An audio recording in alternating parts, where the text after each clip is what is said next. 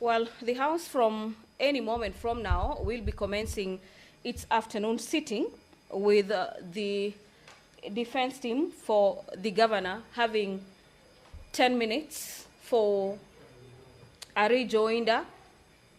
Remember, the governor's team has brought two preliminary objections before the Senate this morning, requesting that the House fails or stops the hearing of the impeachment against the governor. And among the issues raised by the defense team for the governor is that the county assembly of Isiolo is alleged not to have had the sittings that led to the subsequent impeachment of the governor. Another aspect is the issue of gaps in the Hansard, with the team requesting the Senate to throw out the case already. That has been met by a rebuttal from the council representing the members of the county assembly, accusing the governor of, so to speak, speaking from the side.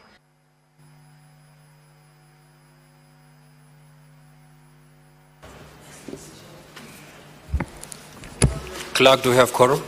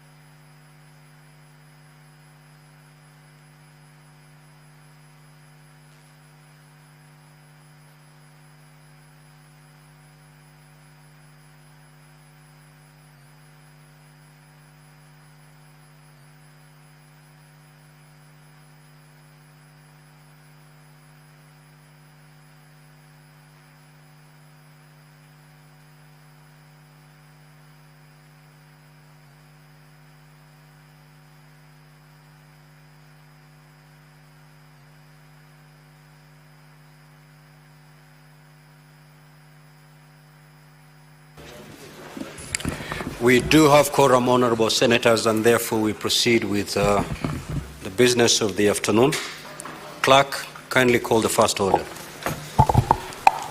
Order number 1, communication from the chair. Now, before we adjourn for lunch, the counsel for the governor had 10 minutes to respond to the submissions made by the county assembly. So, counsel for governor, you may now proceed to utilize your 10 minutes in response to the submissions that have been made by the county assembly. Thank you, Mr. Speaker, sir, for the opportunity. I'm here to do a very brief rejoinder based on the submissions done by the counsel for the county assembly. And I begin by stating, Mr. Speaker, sir, that the county assembly of Isiolo has, to a greater extent, misunderstood our PO. The extent of that PO, the nature and the effect of that PO. I say that because when we start to listen to the responses, all council appearing took the position that we were telling this Honorable Senate that it has no jurisdiction to entertain this matter. That is not the nature of our PO. We all agree that there is no court order that can bar or gag this Senate from entertaining a motion for impeachment of a governor. That one is not in any disagreement. But, honorable senators, our PO is based on the fact that there is nothing in law that has been brought before you for consideration to invoke your powers under Section 33 and Article 181 of the Constitution. Because for the Senate to sit to discharge that mandate, there has to be a valid motion of impeachment. Our simple request to the Senate is that there has been no valid or competent motion that has been forwarded to you to warrant your interrogation of the same. Why? For two reasons.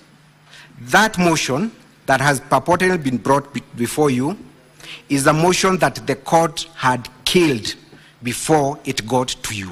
So there is no motion.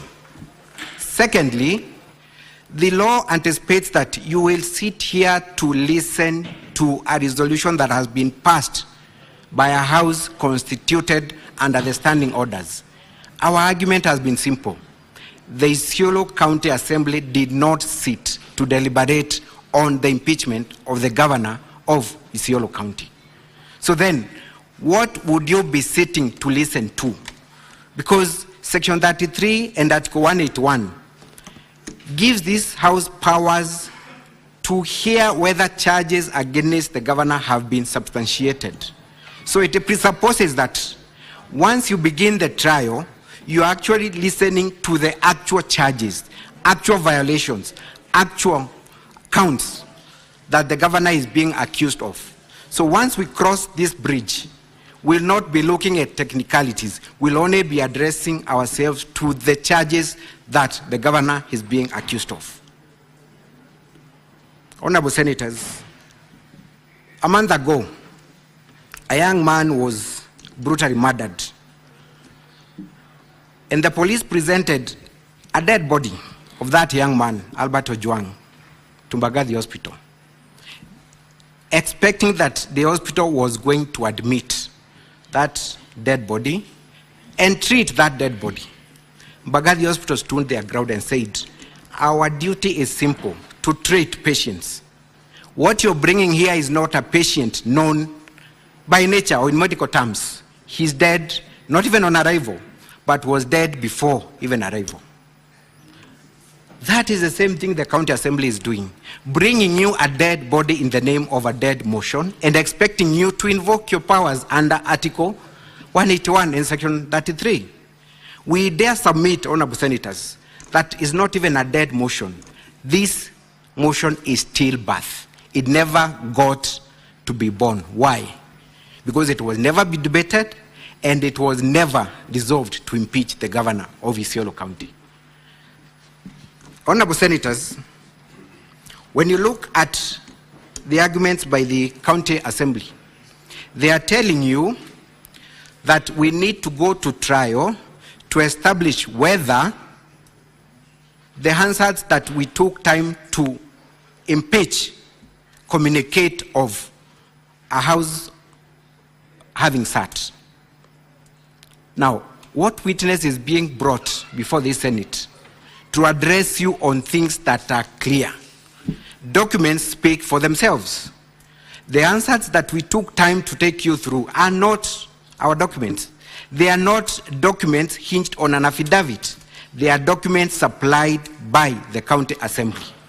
None of the council who appeared before you took time to address you on any issues that we address you on to suggest that there is no way a sitting could have taken place. So do you then call a witness here to come and address you on issues that are glaring, that are very obvious on the face of it?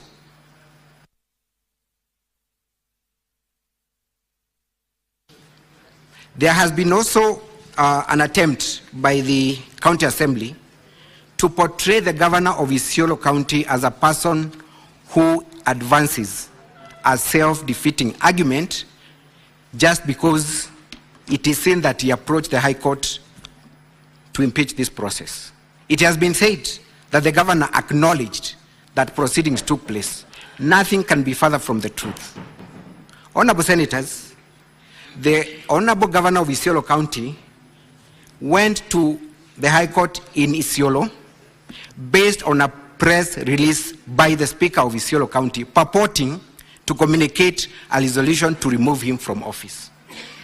A press release that was not backed by any other evidence that indeed there were proceedings that took place. Honorable Senators, you will not come across any broadcast of the proceedings that are said to have taken place on 26th of June 2026. Nothing. Not from mainstream media, not from local media, nothing. The only communication that the governor got was a press heard just to demonstrate that there were proceedings that took place. And therefore, Honorable Senators, we urge you to invoke your powers. I stood here last year in October, representing the County Assembly of Kericho. A question arose as to the propriety of that motion. Debate was held here. And I stood to defend the position that proceed and hear the charges on merit, and if there is any question on the propriety of that motion, deal with it at that juncture.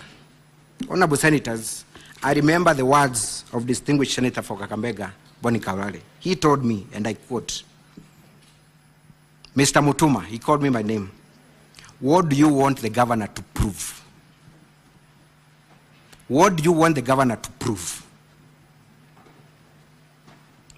That same question is the same question I expect Honorable Distinguished Senator today to ask. Are you inviting the governor to prove that indeed there were proceedings that took place? It was the duty of the County Assembly, before they even started submitting, to establish that indeed a sitting took place. There is only one way to demonstrate that, by providing this House with credible answers. And documents, Honorable Senators, speak for themselves. We do not need a witness to take the witness stand to interpret answers. Answers are supposed to communicate what transpired verbatim, without the need of calling a witness to explain. Their own answers, Honorable Senators, do not demonstrate a likelihood of a sitting having taken place. And therefore, just the same way you set precedents, because this is a House of Precedents, that your mandate under Article 33 and 181 encompasses the right to, first of all, interrogate prima facie whether that motion has met that threshold. And that's exactly what we're inviting you to do. If you find that the answers and the documents on record do not support the existence of a valid motion, you do not need to proceed to the next stage. Because once we proceed to the next stage, there is only one duty left for you: to look at the charges on merit and establish whether the governor is guilty or not of the charges that have been preferred against him. I rest my case. Thank you, Honorable Senators. Thank you. Now, Honorable Senators, we will move to clarifications for half an hour. If you get an opportunity to seek for clarification, kindly keep it under 2 minutes so that we can hear a number of you. Now, as you take to the floor to seek your clarifications, kindly indicate from whom you're seeking that clarification. So we're going to do that for half an hour, and thereafter I will give 15 minutes to the team, to the governor's team, and 15 minutes to the county assembly team to respond to the clarification that will have been addressed to them.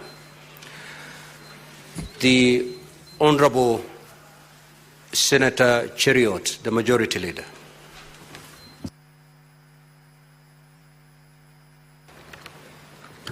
Mr. Speaker, this is a very complex matter, but simple at the same time. I'm struggling as I read the documents from the Assembly and the response from the Governor to establish who is a clerk in the County Assembly of Isiolo. If you read the sworn affidavits from the County Assembly, and I have the two documents here, there's a gentleman quoted who confirms that indeed there was a sitting. The response from the governor also has a gentleman insisting that he's a clerk for the County Assembly, and he insists that there was no sitting.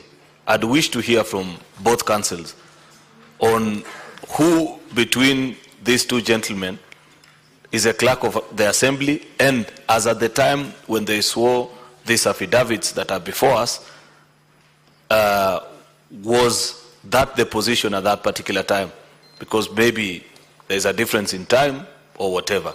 But just to help my mind become clear as I seek to unravel the truth, Mr. Speaker, I'd wish to establish that. I thank you. Senator Manzo.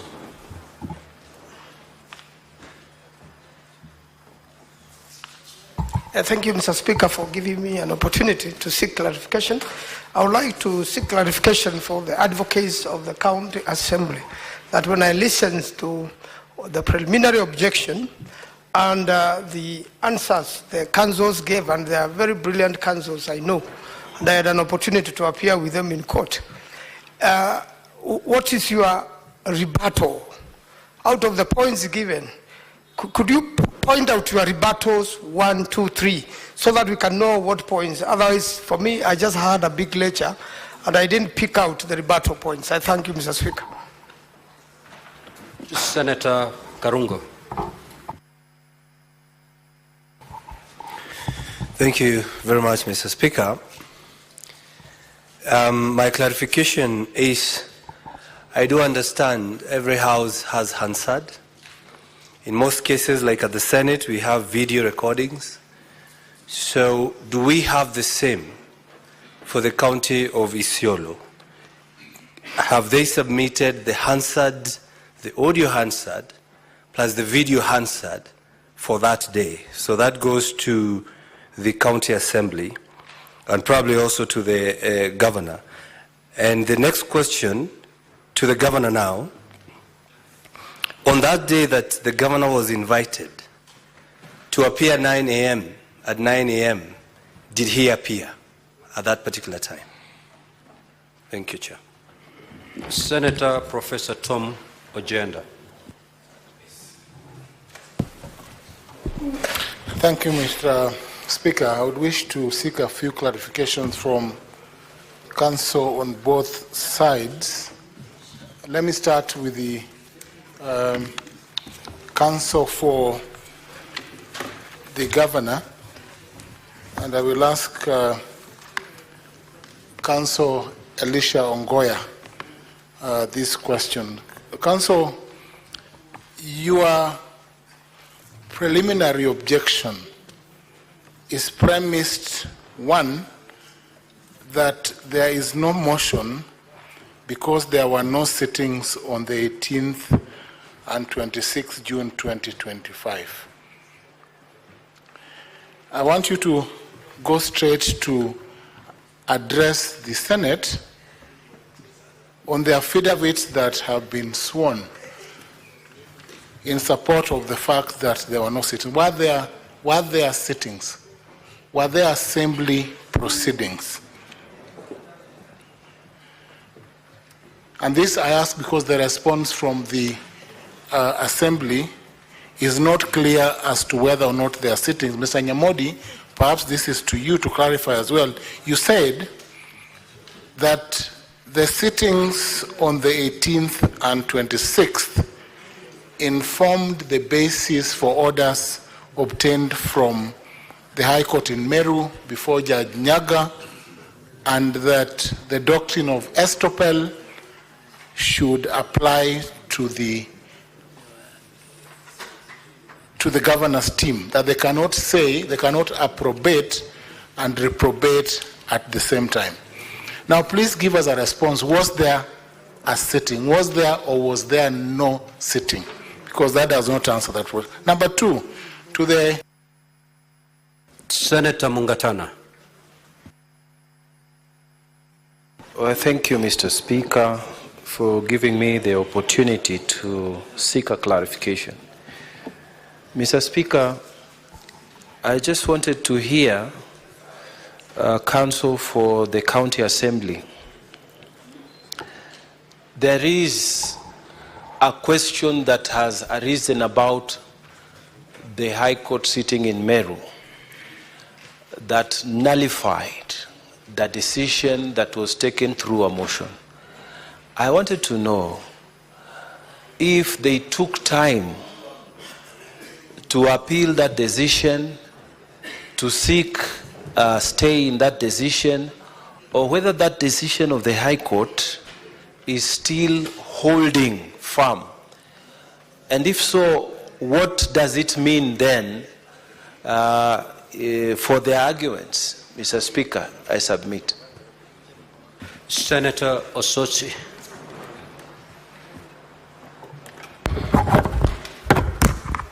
Mr. Speaker, I want to direct my question to the Counsel for the Governor, and this is based on the affidavit by Counsel Deuri, where he has stated that there was no sitting.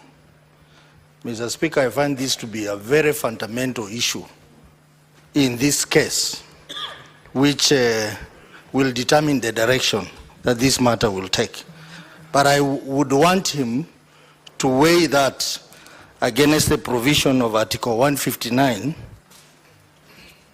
of the Constitution. This is in regard to the judicial authority, where it says, in exercising judicial authority, the courts and tribunal shall be guided by the following principles. Most importantly, the principle D, that justice shall be administered without undue regard to procedural technicalities. Does this sit in on this principle, considering that having a sitting at a gazetted place is a very fundamental issue that this House will consider? Senator Fernande Chirange. Thank you, Mr. Speaker. One is I wanted to find out from the County Assembly whether your proceedings are live streamed or do you have a YouTube channel where we can refer to. Number two, Speaker, to the County Assembly again, I've seen the affidavit of a clerk. How many clerks do you have? And if so, do you have gazette notice? Because when you look at Standing Order 65 of Isiolo County Assembly Standing Orders, there is a procedure of impeachment. Number five, to Ongoya. We have already disregarded the issue of conservatory orders as a House. What is the difference between conservatory orders and this High Court decision? Number four, finally, Mr. Speaker, I saw there were presence of army or purported in the County Assembly chambers or outside. Who invited them to the County Assembly and who was the clerk then? And finally, when you conducted the public participation, did you disregard the court order that was in place? I submit, Mr. Speaker, sir. Senator Enoch.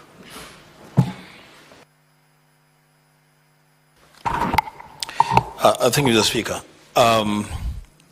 Mine is to the Counsel for the Assembly. Two quick issues. The Speaker, the answered. That is the official record of debates and proceedings in any legislative body. And you have attached a copy of the answered in your report. Is that the official record? On record, is that the official record? Because the Speaker, then if it is, then perhaps what the answer is in Isiolo is probably different from what we know it. So address us on the issue of the answered. And secondly, the Speaker,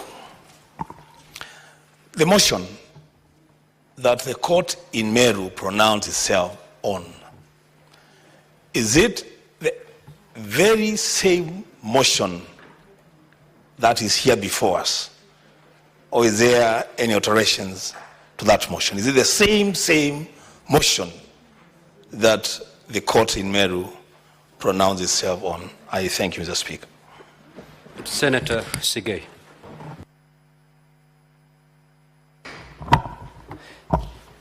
Thank you, Mr. Speaker. My question, or rather clarification, is to counsel for the governor. This is with regards to the validity of the motion that is before the House. You have, this is directly to my senior counsel Ongoya, the motion before the Senate, you've said must be solid, valid, and meets the threshold. Other than the decision or determination from the court as to the validity of the motion before the Assembly, is there any other deficiency in the motion that is before this House? Because you have made reference to the precedent set by this House in the Kericho impeachment motion, and at page 147 of volume 4, you will note that the validity of the motion before the House was not one of the three issues that the Speaker in his determination highlighted as subjects that were to be determined at the preliminary stage, or rather at this stage. And secondly, to Council Nyamodi for the County Assembly, could you please speak to this aspect in validity of the motion of impeachment, where you have said it has got no effects on the proceedings that is before the House, if I got you right, because there wasn't any rebuttal on that particular submission from your end. Thank you, Mr. Speaker. Senator Momo.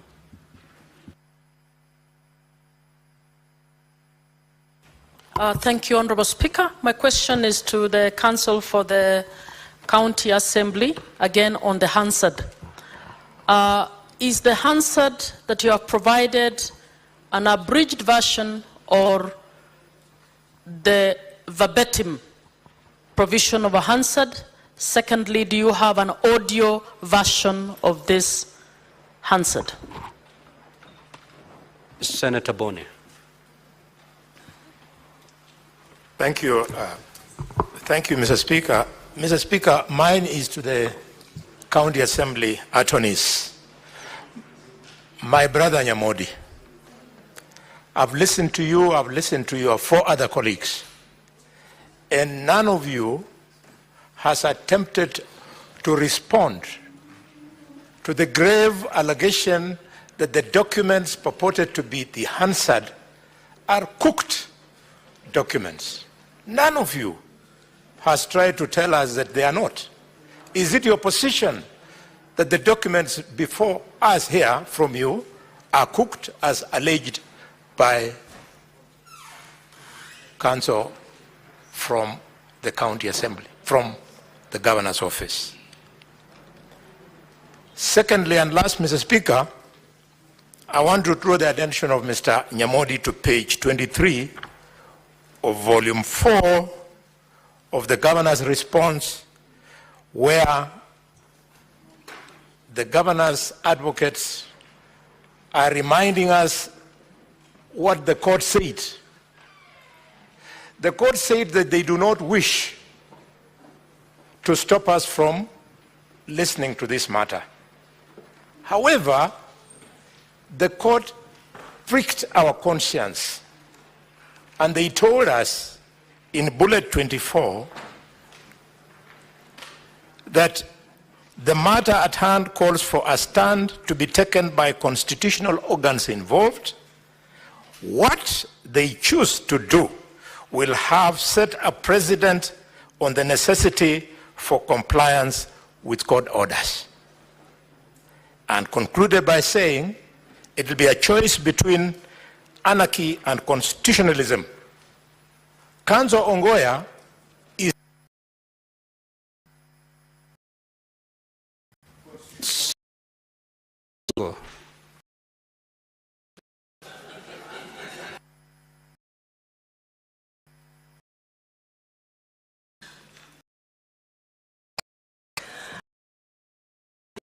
swali langu ni kwa advocate wa MCS sheria inasema wakati wa impeachment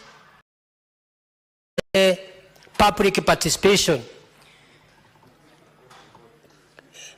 Advocate wa governor wanasema public participation haikufanyika njia ile inafaa.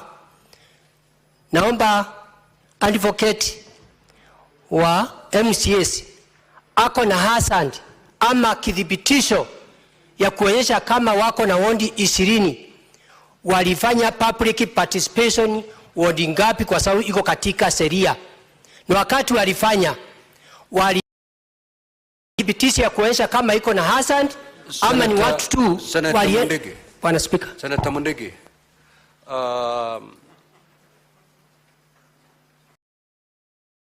umezungumzwa na mawakili kutoka upande wa bunge la kaunti ya Isiolo na upande wa governor. Hayo ndio mambo unashurutishwa uulize kiwa una tashishi yoyote. Usichukue mambo ambayo haikujadiliwa na haijatoka kwa county assembly ama kwa upande wa gavana uzungumzie. Ni yale peke yake ambayo yamezungumziwa ndio unaweza pengine ukiwa una tashishi unaweza kuuliza ili ifafanuliwe zaidi. Bwana Speaker, hata hiyo swali langu nauliza linafanana na ile majibu alikuwa na jibu.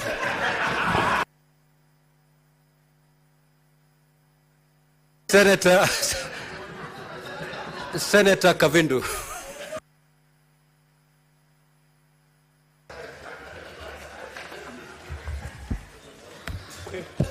Mr. Speaker, my clarification I'm seeking from the county government of Isiolo.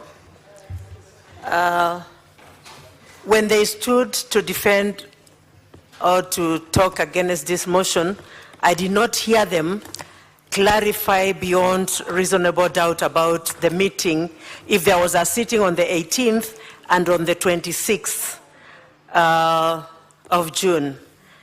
2, Mr. Speaker, I want to get a clarification from the lawyers if it will be in order or right for this Senate to go against court order. Thank you, Mr. Speaker. Senator Karen Nyamu.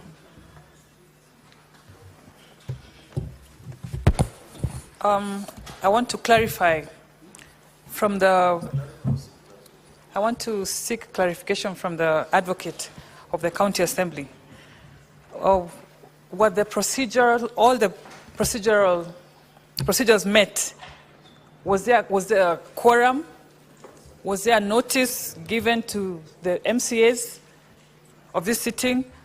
Was the governor given due notice? Just to try and establish if all the procedural rules that appertain to this kind of motion were met. Senator Omtata. Honorable Speaker, thank you for the opportunity. I would like to clarify from the councils for the county assembly whether or not there was a court order issued against the proceedings that eventually resulted in the impeachment that is before us for trial. So whether there was a court order or there was no court order. Thank you, Mr. Speaker. Senator Methu. Thank you very much, Mr. Speaker. My clarification, I want to seek a clarification from the team from the county assembly. There has been a fundamental issue that has been raised by the councils for the governor, that the Isiolo County Assembly did not sit, and they have gone ahead to give us reasons why they believe that the county assembly did not sit. I have not heard in your rebuttal an attempt to prove to this house that the county assembly of Isiolo actually sat, because that is an extremely fundamental issue. because the council for the governor has gone ahead to say that then if there was no sitting of the county assembly, then there is no motion before this house. That would be an extremely fundamental issue that we must get to understand, especially from the county assembly, whether indeed there was a sitting of the county assembly on this particular matter. Senator Peris Tobiko. Yeah, was that 26th of June? Speaker, that was actually the question, but I want to ask it directly. Can they confirm and they should... If it's already been asked, Honorable Senator. Speaker, let me put it differently. Just to remind them that they were under oath. And they must confirm if there was a sitting on the 26th of the County Assembly of Isiolo. Now, Honorable Senator, the advocates are not under oath because there are no witnesses in this matter. Senator Mofire. Thank you, Honorable Speaker. My concern was preempted by Senator Bonalola and Senator Manso, because my concern was I listened to the charges. So it's already been preempted. Yeah, but I thought I could make some further clarification. No. Senator S.C. Okenyuri.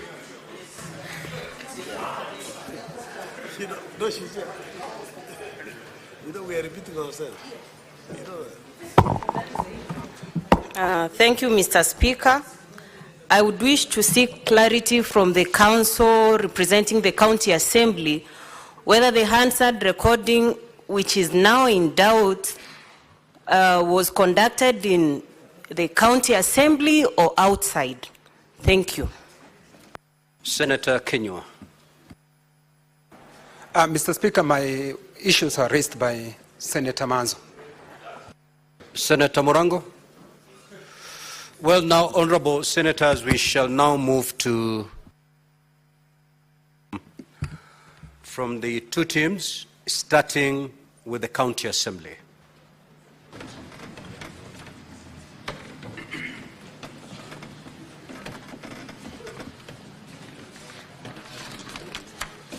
Now, I had already indicated the time available to you.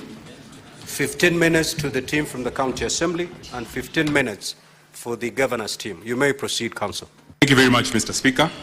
I want to start from the top, Senator Cheruiyot. You are correct.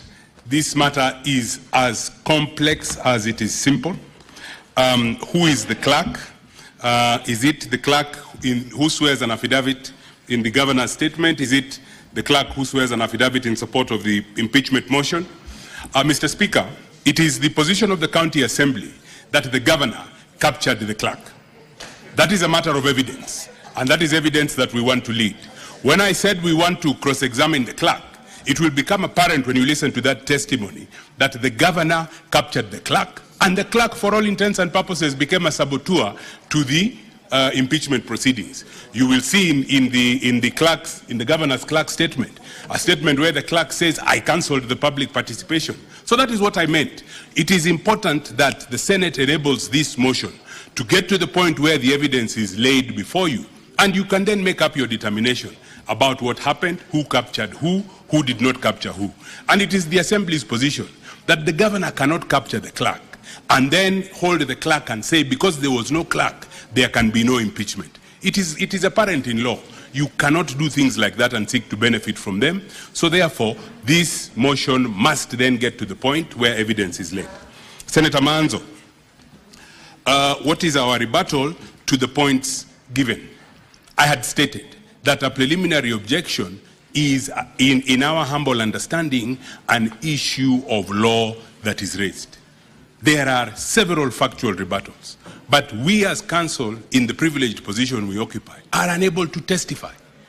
Our witnesses have rebutted those things that counsel have said, and it is therefore vitally important that this motion gets to the point where the Senate can hear that testimony from the witnesses themselves.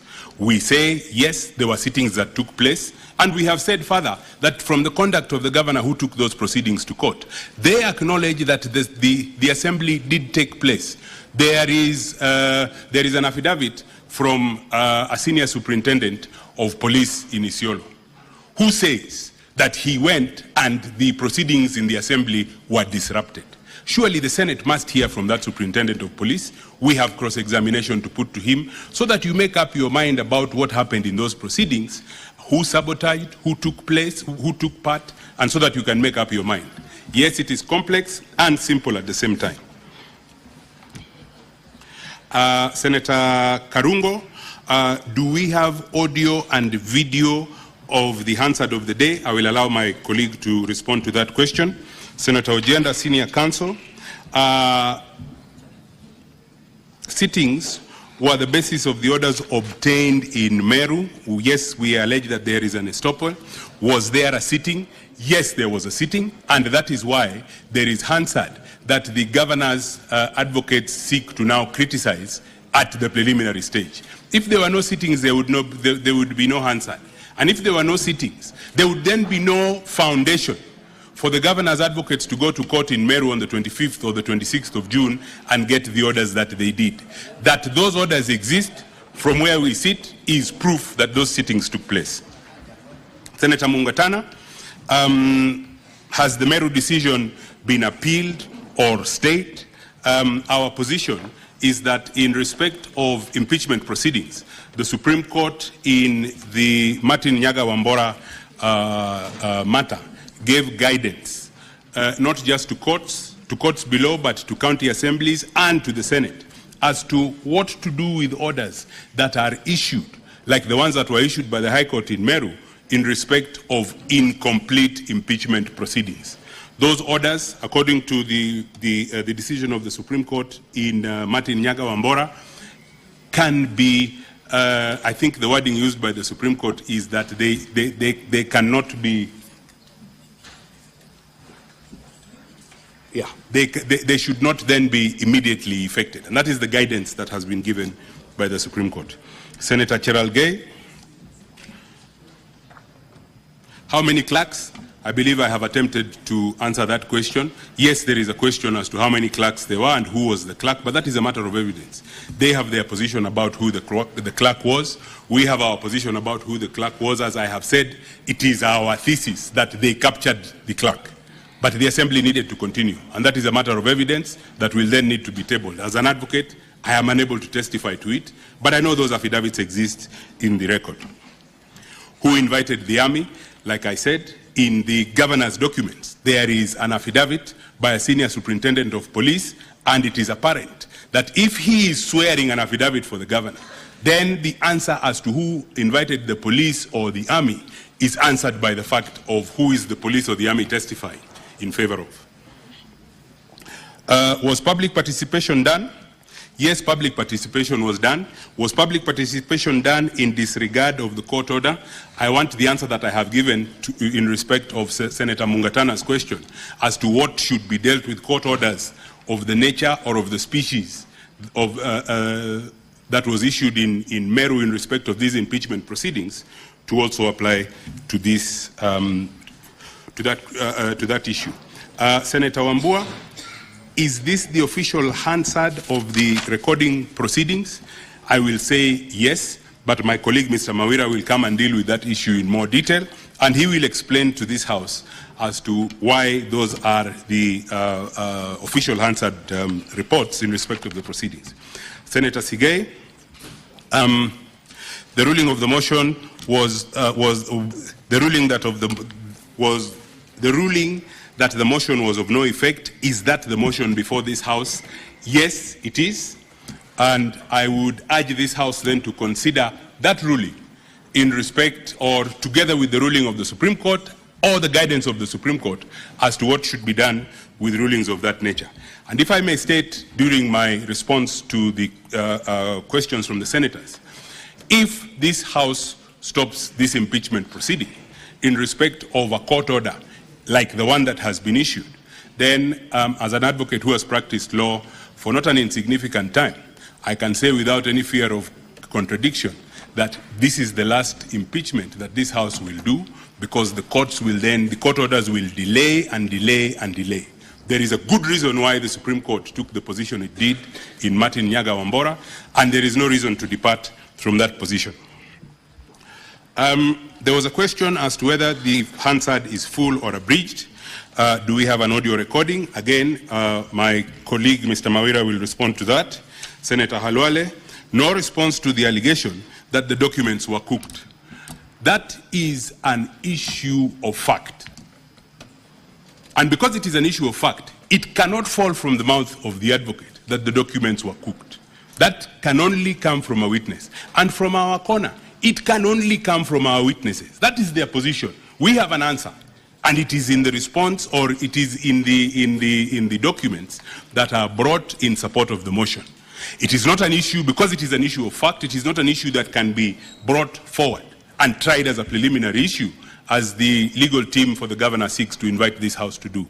That is an issue, and it is a contested issue in the motion, and I beseech this House to allow the motion to get to the point where those who are competent and capable to testify to those contested facts are able to do it. In respect of the order, or in respect of the finding, Senator Halwale, again at page 23 of volume 4, again I will repeat my answer to that question. This is an order, the species of which was envisaged by the Supreme Court in Martin Nyaga Wambora. Compliance does not need to take place, it doesn't need to take place immediately, and the Supreme Court then is clear that such an order, when issued by the High Court, should not and cannot get in the way of impeachment proceedings. The High Court's jurisdiction only arises once the impeachment proceeding is complete. When I was on my feet earlier on, I made the statement that what the Supreme Court envisages is an instance where even where the impeaching House is making a mistake, allow them to complete the mistake, because that is how institutions grow. And that is why the Supreme Court held as they did. Again, I will emphasize that these are time-bound proceedings, and if we then expose ourselves to the judicial process, we will never finish. Senator Mudama, clarify if there were sittings on the 18th and the 25th of June 2025. Yes, and that is the only way that the motion could have gotten to the Senate. My colleague will demonstrate by reference to the Hansard in the evidence in support of the motion when and how those proceedings took place. Would it be in order for the Senate to proceed against a court order? Mr. Speaker, I will ask to perhaps add a word in the question that was put to us by Senator Mudama. Will it be in order for the Senate to proceed against an unlawful court order? We have gone to great lengths to demonstrate that that order is unlawful, it is made without jurisdiction, and it is made in circumstances where it is clear, and there are binding pronouncements both of the Court of Appeal and of the Supreme Court that that court disregarded, that that court's jurisdiction only arises upon the completion of the impeachment proceedings. Those proceedings have not been completed, and that order is therefore to be ignored. I cede the rest of my time to my learned colleague so that he can cover the other important issues.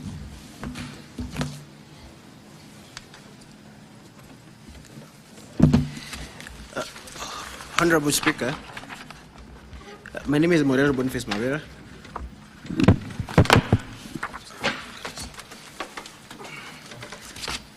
On the first question by the Majority Leader, on who is the Clerk of the Assembly at the moment, from the Salad Boru's affidavit, the Clerk of the Assembly, he has sworn an affidavit in support of the Governor, in support of the Governor's case.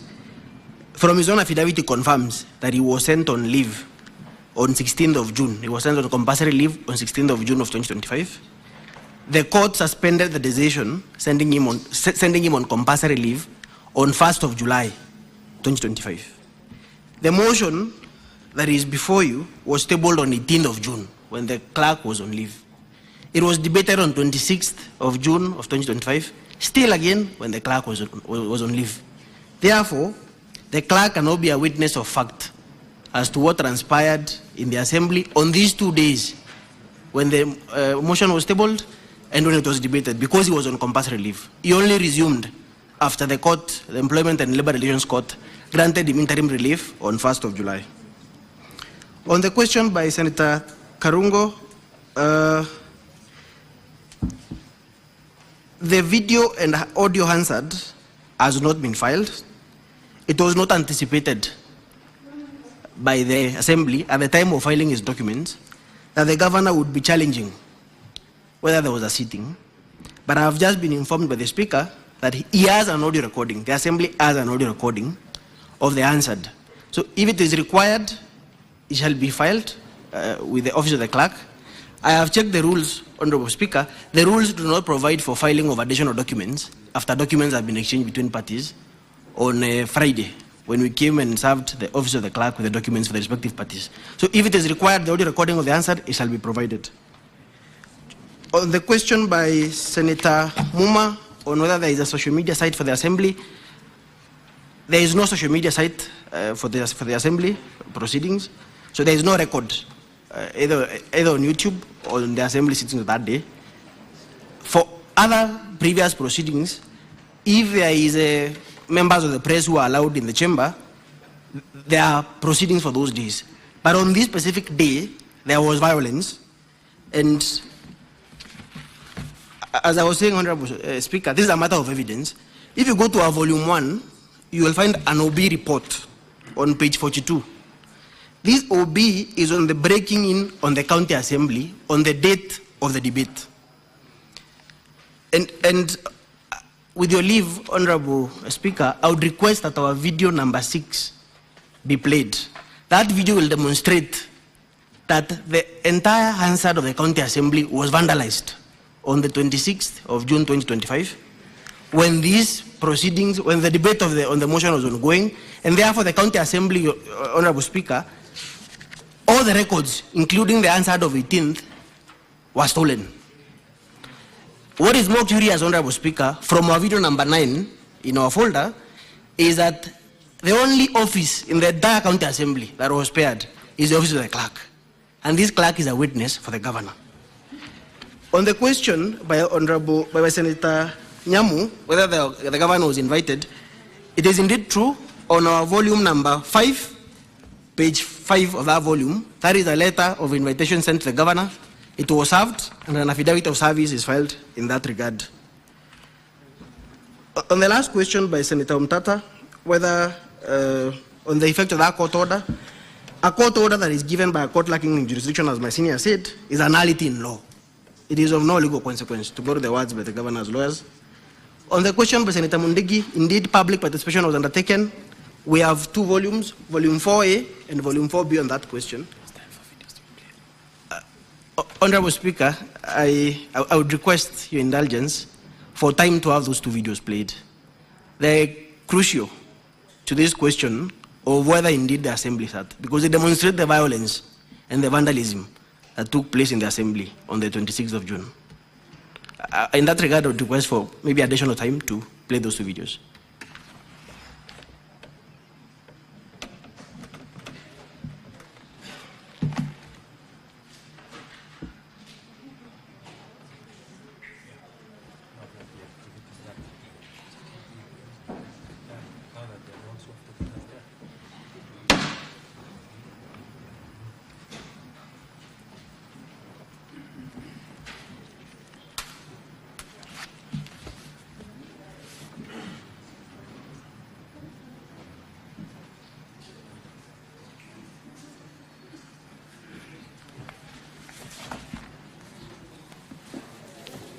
Counsel for the Governor, there is a request that has been put forth by the Counsel for the County Assembly to play a certain video in proof that indeed the sittings took place.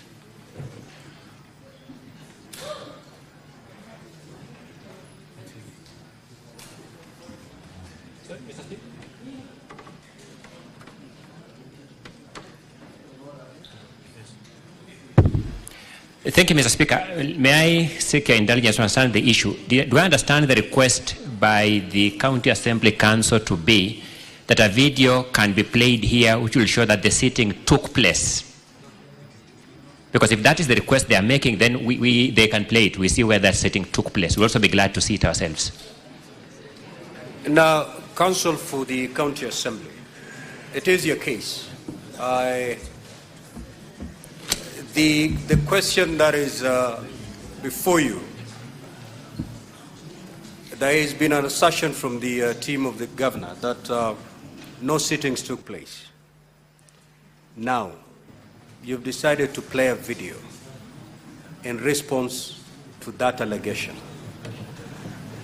Is that video going to show us a sitting taking place, or is it a video showing us a sitting never took place because of certain reasons? Is you play the video, it is material earlier, and we will then make a position. We are not laying any place. Honorable Speaker,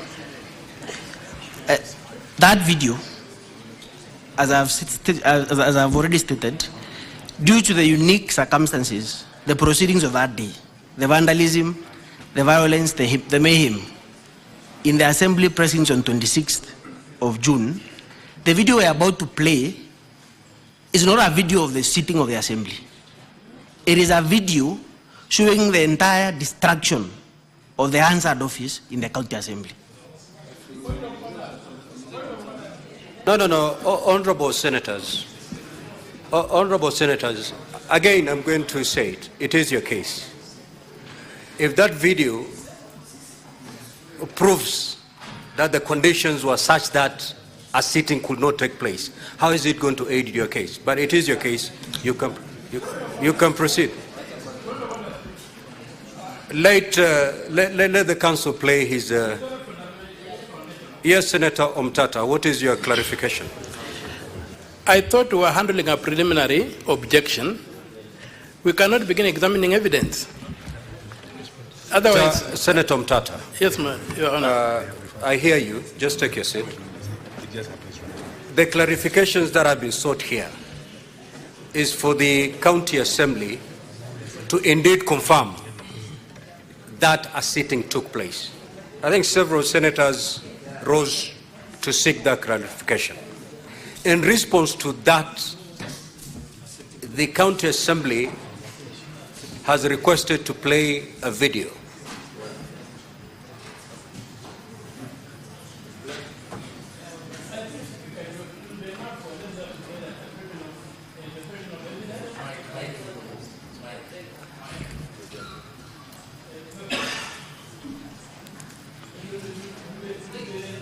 I'm just to say, it's a question of evidence that is contested, and that's all we need to know. If it's a question of evidence contested, then we shall deal with the evidence when we get there.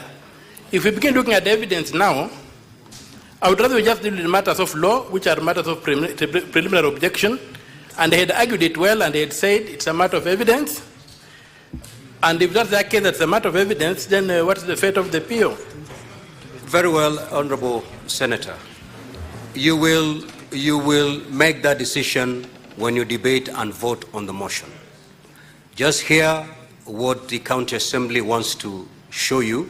It is upon you, using that same line of argument, to either take it or leave it when the time for making decision arrives. You may proceed.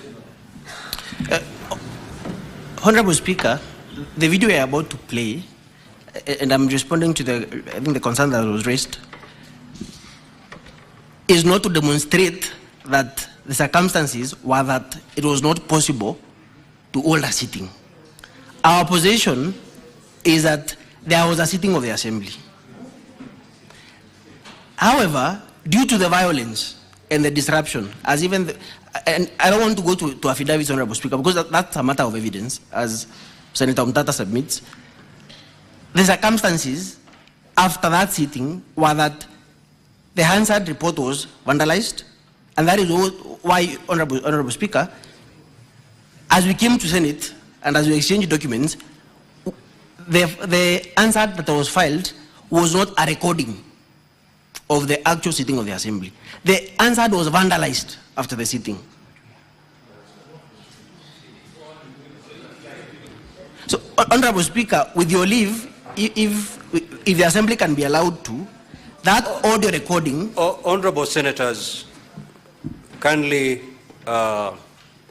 view the recording and make a decision at a time when you're supposed to make your decision. Proceed.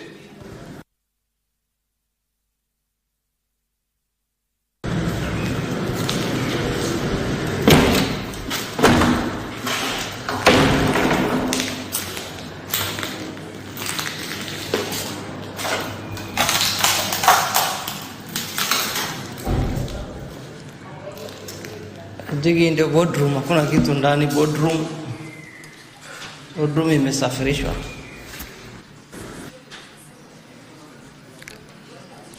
And also video number 9 that shows the office of the clerk.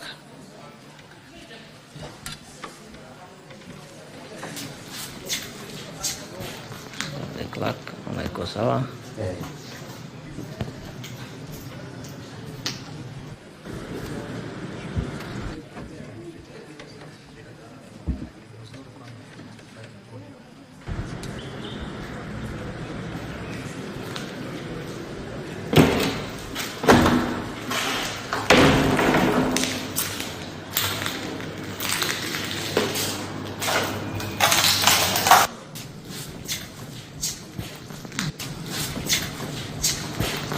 The clerk, anaiko sawa.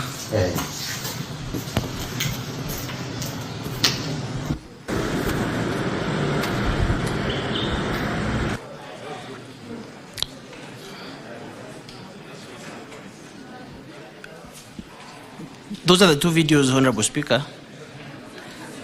My final comment on that issue, Honorable Speaker, is that this violence and mayhem at the Assembly was perpetrated by the governor. We will be calling witnesses and lead them in evidence in support of that submission. And, Honorable Speaker, it cannot be that the governor perpetrates such violence and ultimately is the beneficiary of his own violence. He cannot benefit from his own mischief, Honorable Speaker. That is the entire point we are making, and that was the importance of showing those two videos. And finally, Honorable Speaker, can I get directions on whether that the audio Hansard can be filed with the office of the clerk? The Speaker just availed it to me. Absolutely. It will be considered when making the decision on this preliminary matter. I'm most obliged, Honorable Speaker. Counsel for the Governor, you may proceed. You have 15 minutes to make your rebuttal. Thank you, Mr. Speaker. May I have a sight of my time? I will take 7 minutes, and my learned colleague, Mr. Theuri, will take 8 minutes. For the record, my name is Elisha Ongoya. Allow me to start with the question raised by the leader of majority of this House on who is the clerk of the County Assembly of Isiolo. In answer to that question, Mr. Nyamodi answered, what happened to the clerk? So giving a simple and straightforward answer, who is the clerk? The simple and straightforward answer is to be found in the County Assembly's own documents, volume 5, at page 8. The County Assembly has attached as part of its evidence a document signed by the clerk. That is Salad Boru Guracha. So that is the simple and straightforward answer to that question.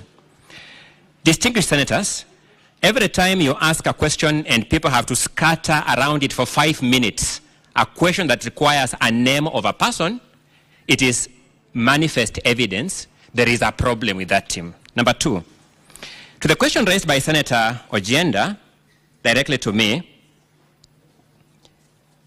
on the question of the affidavits, whether the County Assembly in fact sat, the following affidavits of the following deponents show that the County Assembly did not sit on 18th of June 2025, when this motion is said to have been introduced in the House, and on 26th of June 2025, when this motion is purported to have been approved. Number 1 is the affidavit of Salad Boru Guracha, the clerk.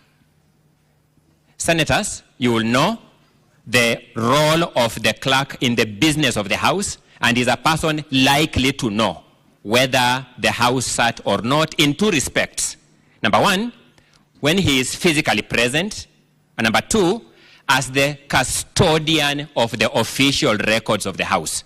He says by reference to both records, either by physical presence or by reference to records of the House, where he is the sole custodian, the House didn't sit. Number 2 is Abdinur Dima Jilo, the MCA for Kina Ward, a member of the County Assembly. By virtue of being a member of the County Assembly, he's a person who can know when the Assembly has sat or not. And number 3, the affidavit of Diba Abdirashid Ali, the leader of majority in the County Assembly of Isiolo. That is a member of the House Business Committee who is likely to know, number one, whether this business was ever scheduled for that day or for those days for this House, and whether the House in fact sat and transacted that business. Each of these crucial witnesses bring before you evidence that the House did not sit on 18th of June 2025, when the Assembly did not sit on 18th of June 2025, when this motion is said to have been introduced, and on 26th of June 2025, when this motion is said to have been approved. Allow me to move to the next question by Senator Mungatana on whether the decision from Meru. My apologies. There's one more affidavit I overlooked. Don't tweet. My apologies for that. There's the affidavit of Shaban Mzungu, the superintendent of police. He was the person in charge of security at this important public installation, the county assembly premises, which also houses the county governor. So it's the county government premises in Isiolo. He also confirms that there was no business transacted in the house on that day because of the circumstances to which he deponds to in his affidavit. The question raised by Senator Mungatana on whether there has been an attempt to appeal that decision and whether the decision still holds. Now, this is also another very simple and straightforward question, because an appeal is a particular act. And I expect the senior counsel, Mr. Nyamodi, to respond more directly to this question. I had him to answer what is the effect of this decision. Senator Mungatana, the simple and straightforward answer to this question is that not even a notice of appeal, forget about the appeal itself, has been lodged in respect of this decision. Not even a notice of appeal. So, not only has the county assembly not appealed this decision, they have not even shown an intention to appeal, which is normally signaled by a notice of appeal. To the question raised by Senator Cherargei, my answer is as follows. This was not a conservatory order. This House has historically had issued the conservatory orders granted ex parte. The order we have here is an order granted after hearing both parties.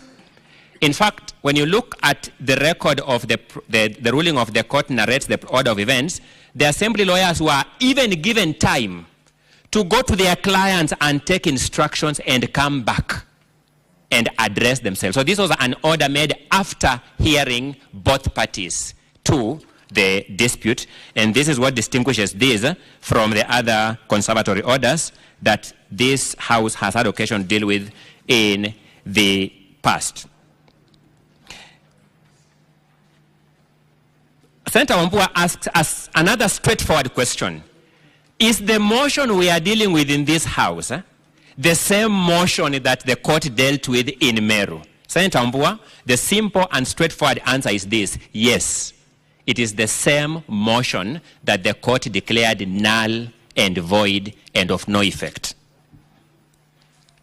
Senator Sigei asks an important question about validity of this motion. Senator Sigei, our answer is as follows. The deficiency of this motion is on multiple grounds, broadly two. One, there is an order of court declaring it null and void.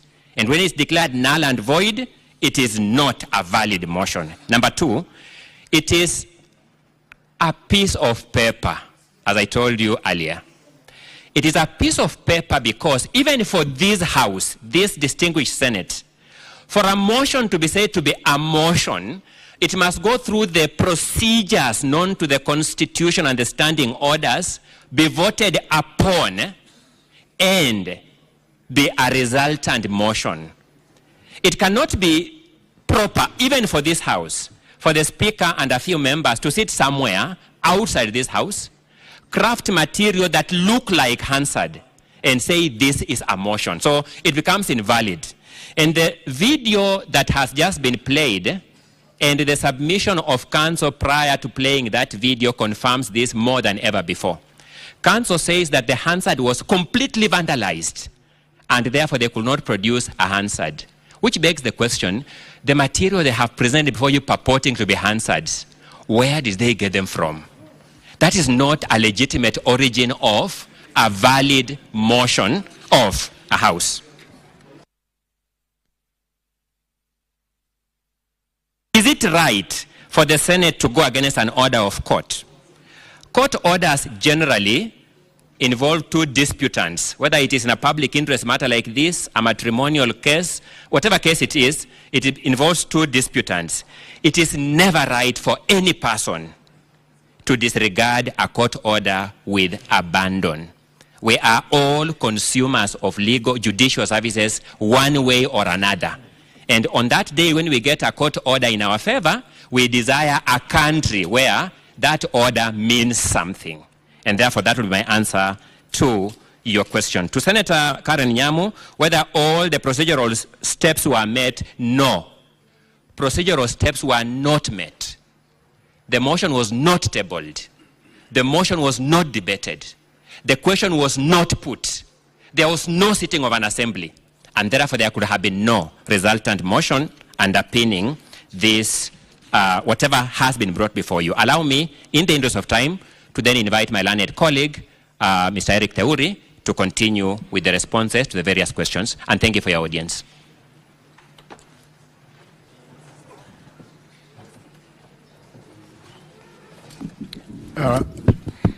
Honorable Speaker, I would take maybe a minute or two in view of the very substantive responses that have come from my colleague, Mr. Ongoya. I think the only question I have is one that was posed by Senator Karungo. At the time when the governor was invited, he was in his office, and at 9 a.m. or at no time was there a sitting, and so there was no way that the governor could attend any sitting because none was held. There was a question that was posed by Senator Osotsi with regards to Article 159 of the Constitution, and my answer to you is that the question we are raising is not one of technicalities. It goes to the root of the dispute that is before the Senate.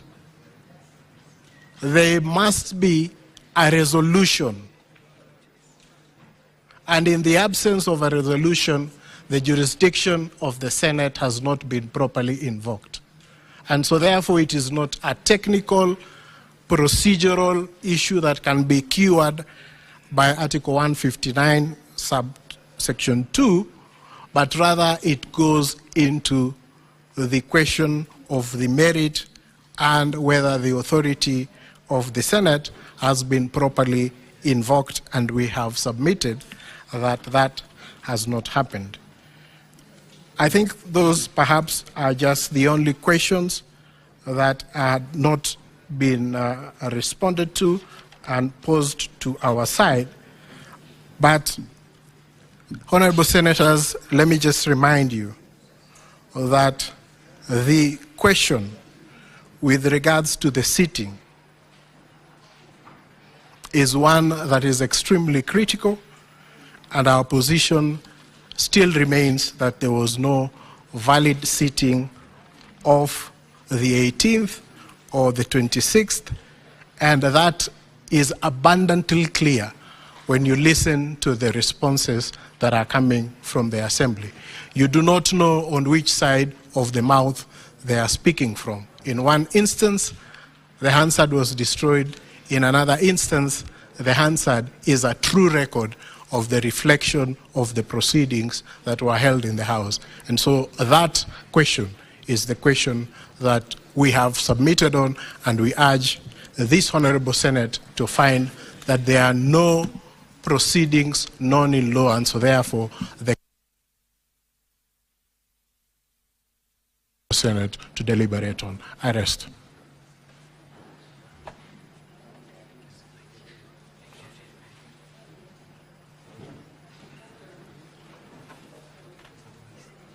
If I may, Honorable Speaker, with your leave, Honorable Speaker, I request to clarify something that Ongoya Council has misquoted me with respect to the audio. If you go that route, we'll never come to the end of this matter. It's just one clarification. You may proceed.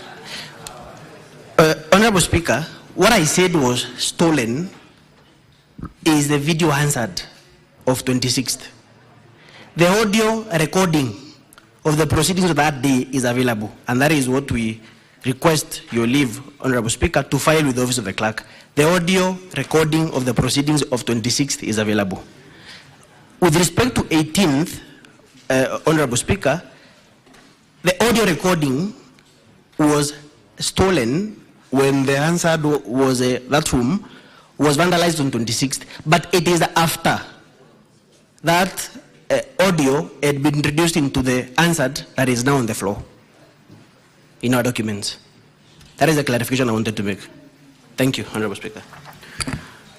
Now, Honorable Senators, having concluded the hearing of the preliminary issues raised, now pursuant to Standing Order 38, as read together with Standing Order number 1, for the convenience of the Senate, I hereby suspend the sitting for 30 minutes to allow for the preparation and circulation of a supplementary order paper that will enable the Senate to make a fair and just determination on the issues that have been raised.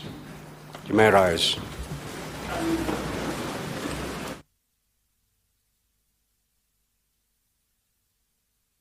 Well, that is the directive by the circulation of supplementary order paper. This suspension of the House for 30 minutes. The House will, after 30 minutes, resume these sittings where senators will be voting whether to continue with the hearing of the impeachment matter before the House, or the other option is whether they'll be agreeing with the Council for the Governor that indeed the preliminary objections raised before the Senate this afternoon and in the morning do hold water. And in the event that the senators vote to agree with the Council for the Governor, the matter ends there. But in the event that they do not agree with that appeal by the Defense Counsel, then the House proceeds to hear the matter fully before determining it on the 10th.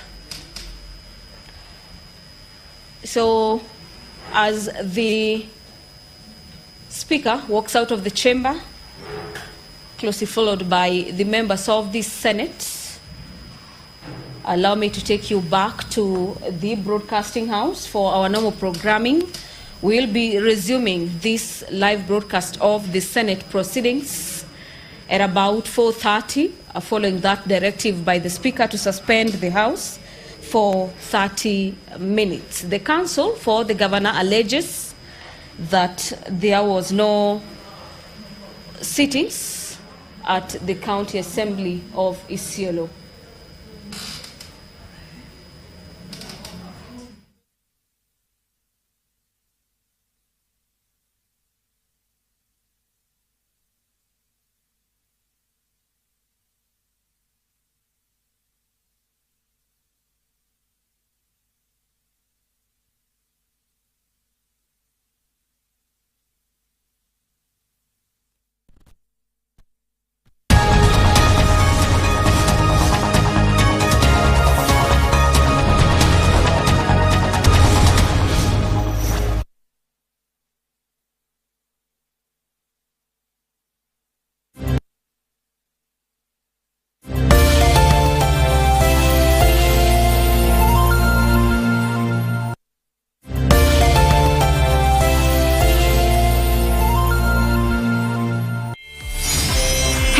Fabulous ladies, welcome to the talk show that's all about sisterhood, empowerment, and unfiltered conversation. We will be focusing on women. We believe in women. We are really changing. We are creating a safe space for women to connect, thrive, and share. just because you're a woman on a bike, you're labeled in a certain way. It's not just a talk show, it's a movement. When they're standing, we need to stand out. From heartwarming tales to hilarious adventures. They could ask me, Catherine, why are you learning? We're turning the spotlight on women who are breaking barriers in their individual fields. You have to have a vision. You are the leaders of Kenya today. Keeping it honest and relatable. Mental health is real. Yes. Where there is no communication, there is no relationship. Join the sisterhood on KBC TV for Dada's show. They say the earth without art would just be get it? We circumnavigate the globe and traverse the local scene to bring you art and culture at their very best. From fine art, culinary art, performing arts, and even cultural events, you name it, and we have got you covered. My name is Kevin Kasioki, and I will be serving you this and much, much more each and every Friday at 8 p.m. only on KBC Channel 1.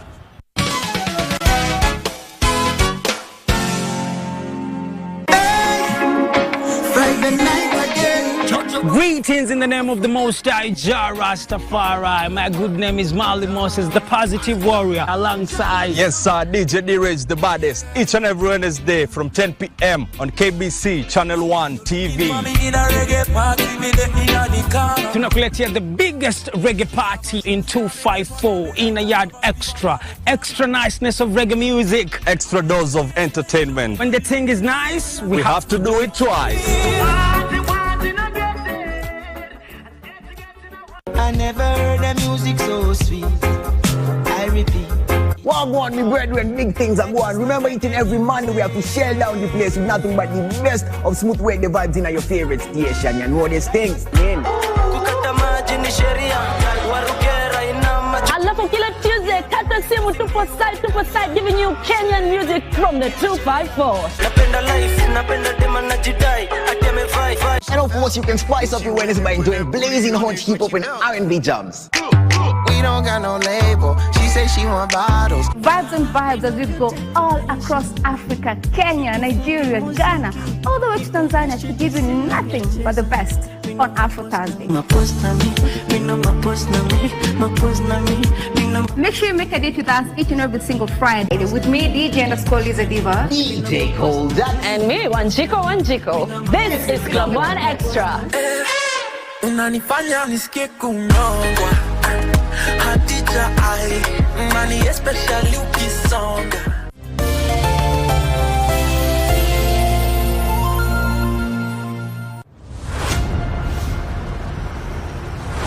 It's Women's Africa Cup of Nations, Morocco. Feel the pulse of a continent, where Africa's fiercest women warriors clash for glory in the Women's Africa Cup of Nations 2024. Africa's top teams, one crown. Morocco hosts once more, ready to etch new legends into history. Rising stars, one stage to shine. And it is the Copper Queen. They have been waiting for this moment. Here's a chance for a second. South African lead by 2-0 in this final, and he'll never higher. This is more than football, it's African excellence. It's women's power. Don't miss WAFCON 2024, live from Morocco.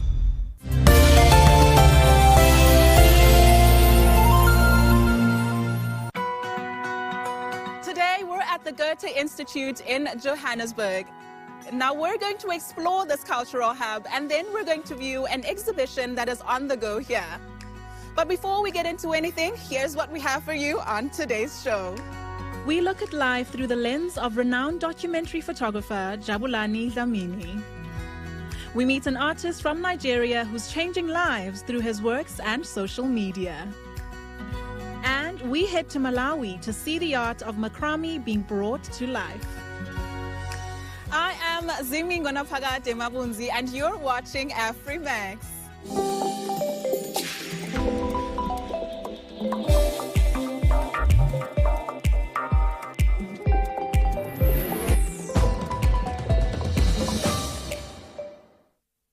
Our first story is for all the adrenaline junkies out there. Let's take a plunge into the Nile River with one of Uganda's only female kayaks.